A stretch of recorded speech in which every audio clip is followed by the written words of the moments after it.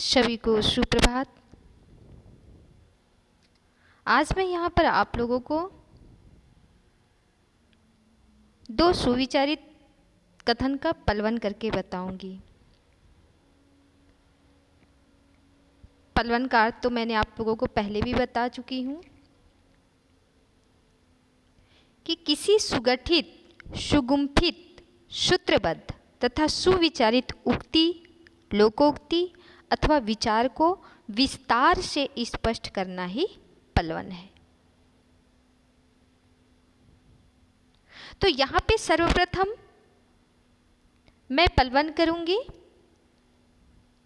अब पछताए होत क्या जब चिड़िया चुग गई खेत। अब पछताए होत क्या जब चिड़िया चुग गई खेत। इसीलिए कहा जाता है कि समय रहते ही अपने कार्य को पूर्ण करना चाहिए,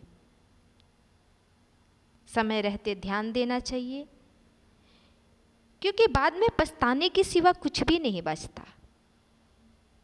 इसलिए समय को विशेष ध्यान देना चाहिए। जैसे किसान आलस्य के कारण अपने खेत की रखवाली नहीं करता है और चिड़ियों द्वारा फसल चुग लिए जाने पर बाद में पछताता रहता है, परंतु पश्चाताप से कोई लाभ नहीं होता। इसी प्रकार मनुष्य को समय रहते अवसर से लाभ उठाने तथा अवसर का भरपूर उपयोग करने का प्रयास करना चाहिए, क्योंकि एक बार अवसर चूक जाने पर कुछ भी हासिल नहीं होता। जो विद्यार्थी पूरा वर्ष उछल कूद कर नष्ट कर देते हैं, माता पिता की डांट फटकार का जिन पर कोई असर नहीं होता, जो समय के महत्व को नहीं समझते तथा पूरे वर्ष परीक्षा की तैयारी भी नहीं करते, उन्हें अनुकूल परीक्षा परिणाम न मिलने के कारण पछताना पड़ता है। किंतु यह पश्चाताप परीक्षा परिणाम को परिवर्तित नहीं कर पाता। इसलिए समय रहते ही आप लोगों को अपनी परीक्षा की तैयारी कर लेनी चाहिए, ताकि बाद में आपको किसी भी प्रकार की पछतावा न हो। व्यर्थ में समय नहीं गंवाना चाहिए।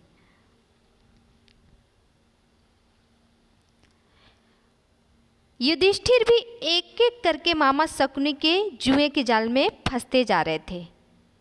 यहाँ पे मैं आपको थोड़ा सा उदाहरण महाभारत से दूंगी।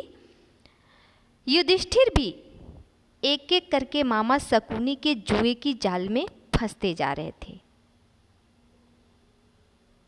उनके भाइयों ने उन्हें सचेत भी किया। वे चाहते तो 2-1 बार पराजित होने के बाद खेल छोड़ सकते थे, परंतु युधिष्ठिर जीत के प्रयास में एक के बाद दूसरा दांव खेलते चले गए और अनंतः उन्हें अपने राजपाट के साथ साथ अपनी पत्नी द्रौपदी को भी जुए में गंवाना पड़ा। युधिष्ठिर के साथ साथ मानव इतिहास को भी युधिष्ठिर की भूल का प्रायश्चित करना पड़ा, लेकिन समय बीत जाने पर पछताने से कुछ भी लाभ नहीं होता। इसी प्रकार राजनीति में जो पार्टी एक बार जीतकर सत्ता में आ जाती है, वह पूरे 5 वर्ष तक तसल्ली से बैठी रहती है। सरकार ऐसे कोई काम नहीं करती जिससे कि जनता का यह आश्वासन भंग हो कि उसने सही चुनाव नहीं किया। फलतः आगामी चुनाव में जनता भी विमुख हो जाती है। उसके बाद हार के कारणों का विश्लेषण करने के अलावा कोई चारा नहीं होता। रहीम ने भी कहा है कि रहीमन बिगड़े दूध को मथे ना माखन होए।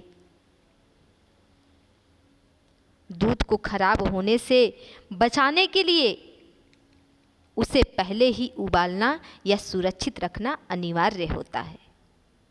एक बार दूध के खराब हो जाने पर उसे कितना भी मथा जाए, उसमें से मक्खन नहीं निकलता। ठीक उसी प्रकार समय गंवा देने पर केवल पश्चाताप ही किया जा सकता है, उसे परिवर्तित नहीं किया जा सकता। तो इसलिए आप लोग भी अपने समय का विशेष ध्यान दें। समय रहते ही सब कुछ करना चाहिए, क्योंकि बाद में पछताने के सिवा कुछ भी नहीं बचता। तो समय का आप लोग विशेष ध्यान दें। तो ये था आप लोगों के समक्ष अब पछतावे होत क्या जब चिड़िया चुग गई खेत। अब दूसरा है, यहाँ पे आप देख सकते हैं, परिश्रम ही सफलता की कुंजी है। परिश्रम ही सफलता की कुंजी है। तो ये आप भी जानते हैं कि जो मेहनत करता है उसे फल जरूर मिलता है। यह संसार एक कर्म क्षेत्र है। इस संसार को कर्म क्षेत्र कहा गया है। किसी भी कार्य में हमें तभी सफलता मिलती है जब हम श्रम करते हैं, मेहनत करते हैं। परिश्रमी व्यक्ति सभी प्रकार की बाधाओं से जूझता हुआ अपने उद्देश्य को पूर्ण करता है।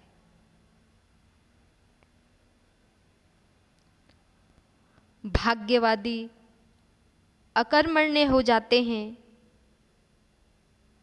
जबकि परिश्रमी व्यक्ति, मेहनती व्यक्ति जानता है कि बिना श्रम के केवल इच्छा मात्र से कुछ भी प्राप्त नहीं होता। सिर्फ सोच लेने से कुछ भी प्राप्त नहीं होता। पाने के लिए मेहनत करनी पड़ती है।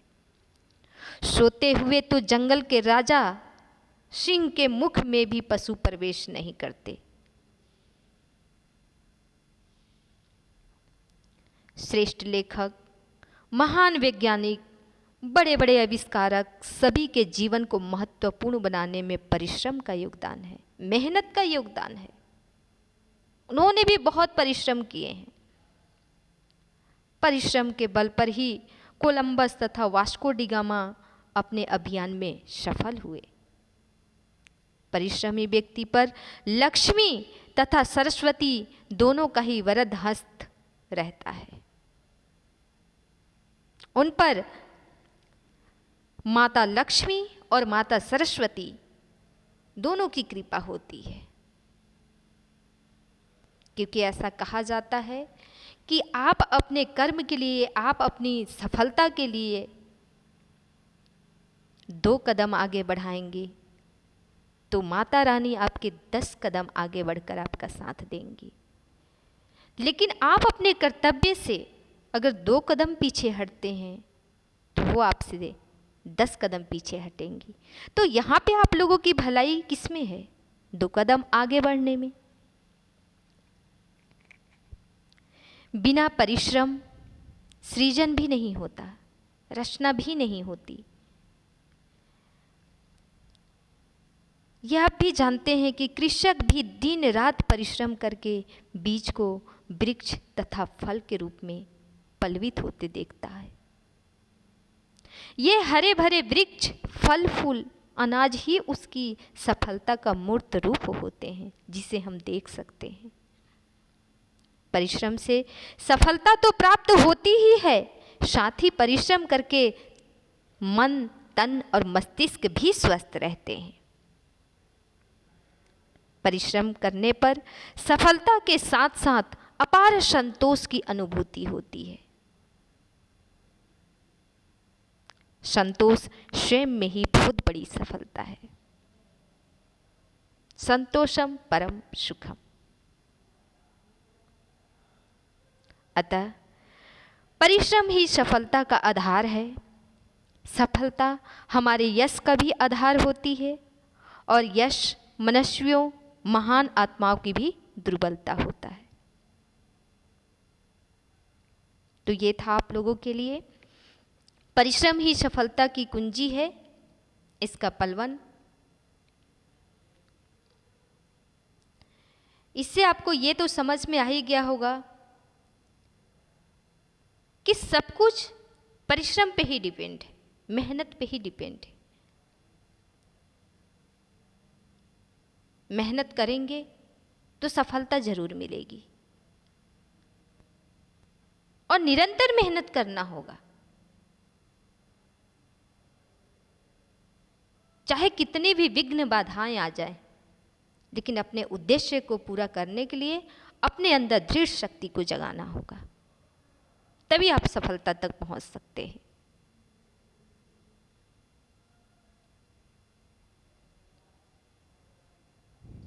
बस आज के लिए इतना ही।